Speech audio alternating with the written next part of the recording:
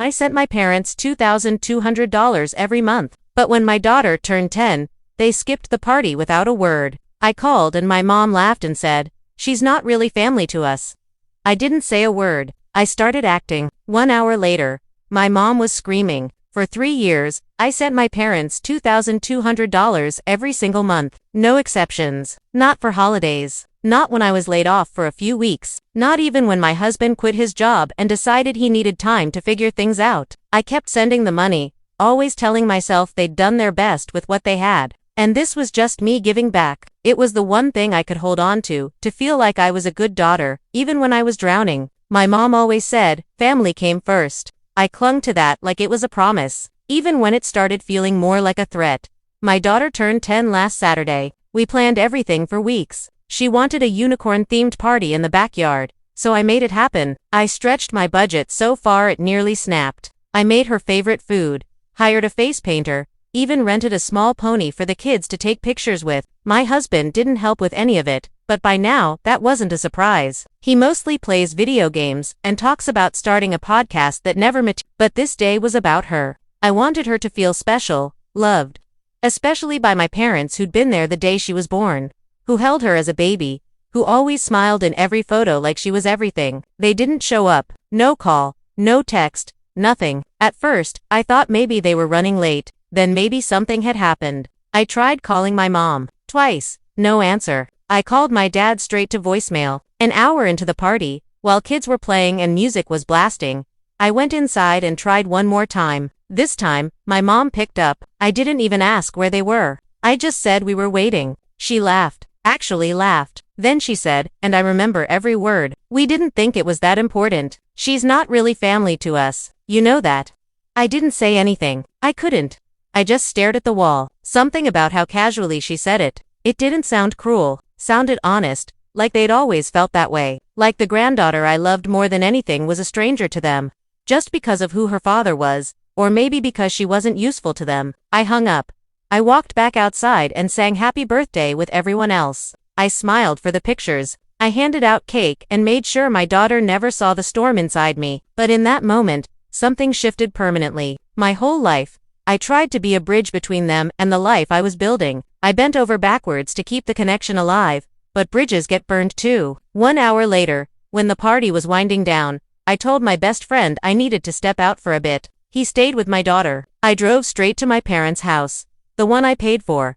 The one where they never had to lift a finger. Their car was parked in the driveway. The brand new SUV I bought them on credit because my mom said her back hurt in her old car.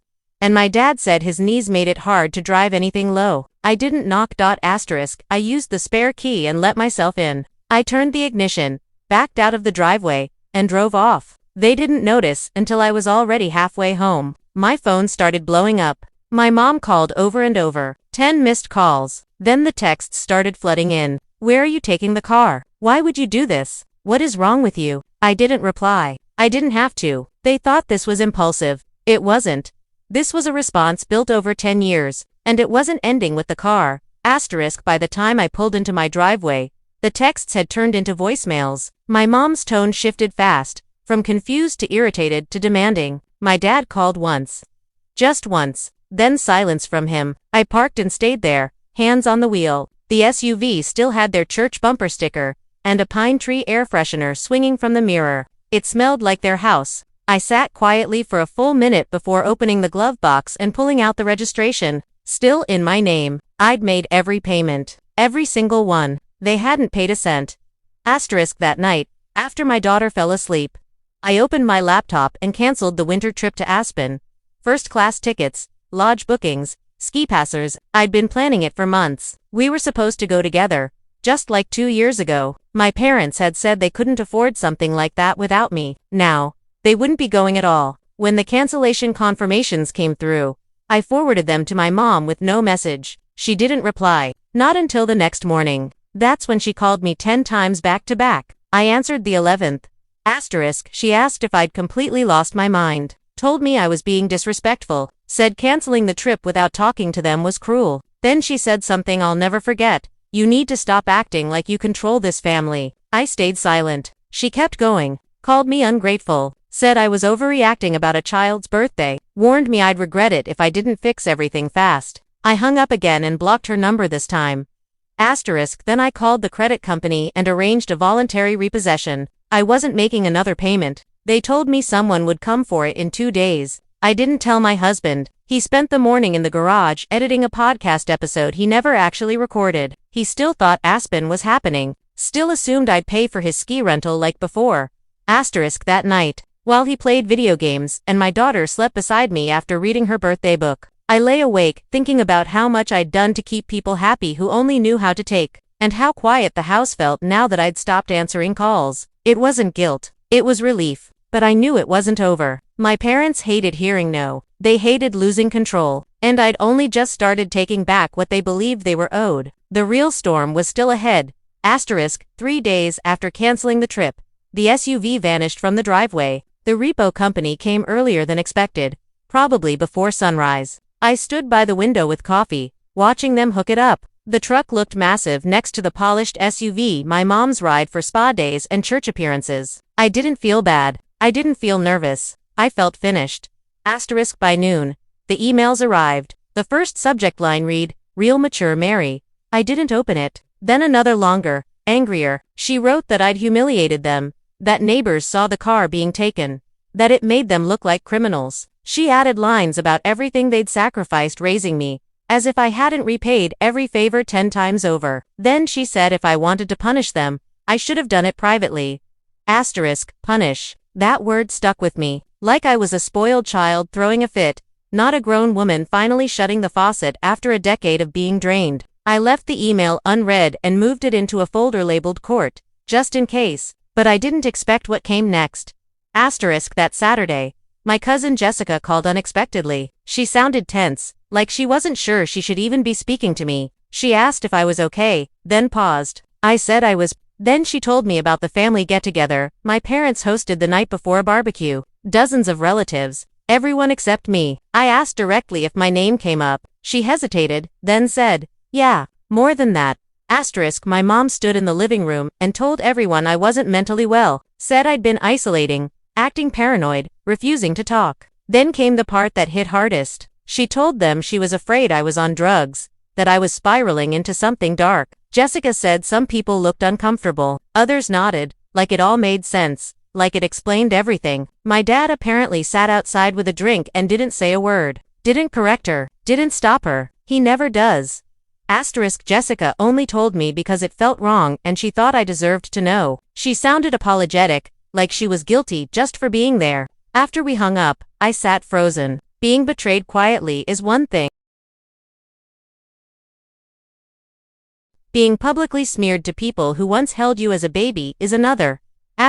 That evening, texts and calls started coming from unknown numbers. Aunts, uncles, second cousins who hadn't spoken to me in years, all suddenly concerned, asking if I was okay, if I needed help, if I wanted to talk. One said she was reaching out with love.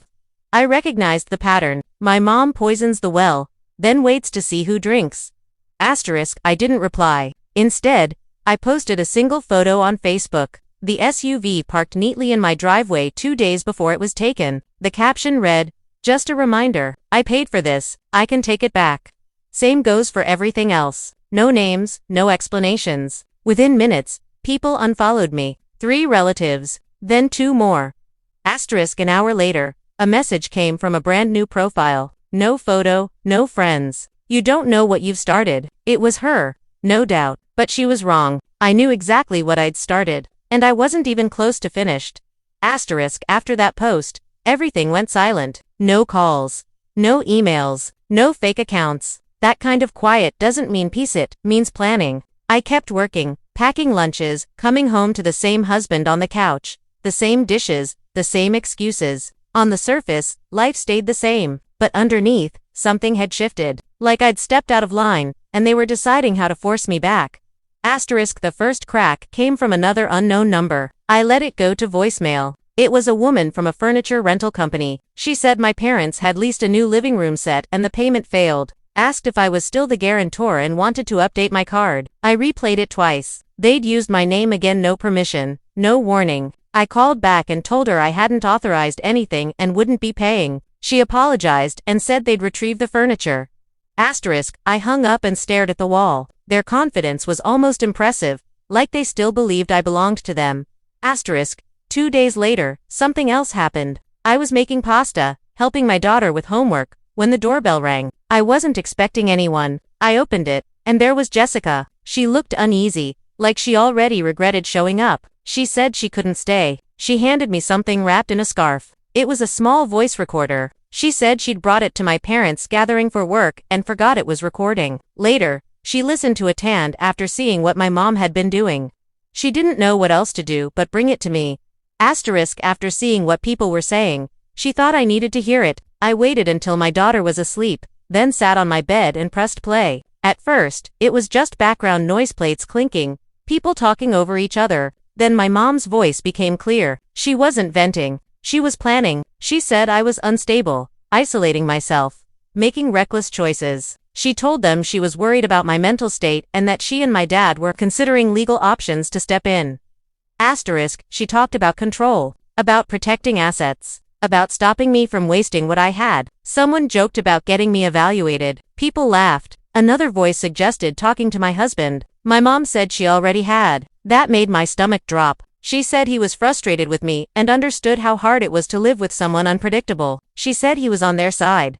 Asterisk, I listened to all of it. 40 minutes of people discussing me like I was a problem, not a person. When it ended, I didn't cry or panic. I opened my laptop and searched for family lawyers, then financial abuse. Then I started gathering proof, bank statements, loans, messages, emails. They thought I was spiraling. I'd never been more focused. They'd handed me evidence.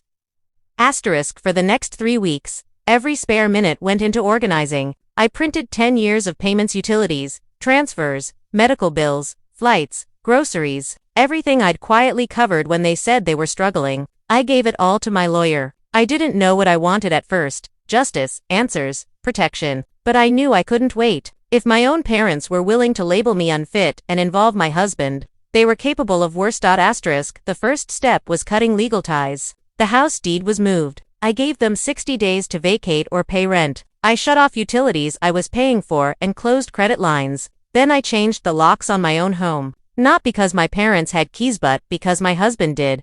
Asterisk, that night, I told him I knew about the conversations with my mother. I didn't yell. I didn't cry. I told him I'd heard the recording. He didn't deny it. He said he felt pressured, that they made it sound like I needed help. I told him to pack a bag. He left the next day. Asterisk, by the end of the week, my parents were served formal legal notices cutting off access to the house and car. Through relatives, I heard they were shocked, calling it betrayal after all they'd done for me. My mom started messaging people, twisting the story, saying I'd become greedy, arrogant, even hinting my daughter was neglected. She forgot one thing: people talk. Screenshots made their way back to me. Not everyone believed her.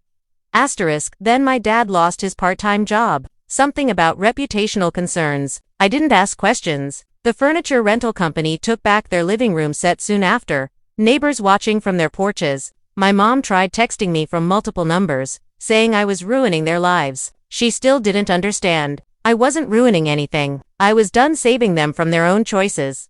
Asterisk, I ignored every message, even when she tried using my daughter, saying she'd want her grandparents someday. I stopped caring how my parents felt out of anger, but clarity. They'd never cared how I felt. Not at 10, trying to earn love. Not at 20, sending half my paycheck. And not now, when I was the reason they'd had a roof for years. Asterisk, weeks later, a certified letter arrived. 10 handwritten pages from my mother. No apology. She called me cruel. Said I was turning my daughter against family. Said no one would ever love me like they did. She ended it with, "When you need us again, we won't be here." I read it once and threw it away. Asterisk, that night, my daughter and I ate takeout on the floor, laughing at a cartoon she loved. She didn't ask about her grandparents. She hadn't since her party. Even at 10, she understood people who don't show up don't get to stay.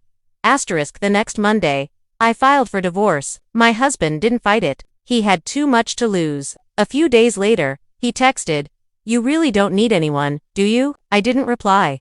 Asterisk, they all expected me to fall apart, to crawl back, to need them. What they didn't realize was I'd spent years holding everything together. Now I was clearing it out, piece by piece. Asterisk, it's been 2 months. I live in a smaller, quieter place. My daughter's drawings cover the fridge. I sleep through the night. I haven't spoken to my parents and I won't. My husband is someone else's problem now. Asterisk, this isn't revenge, it's peace. A woman finally choosing herself.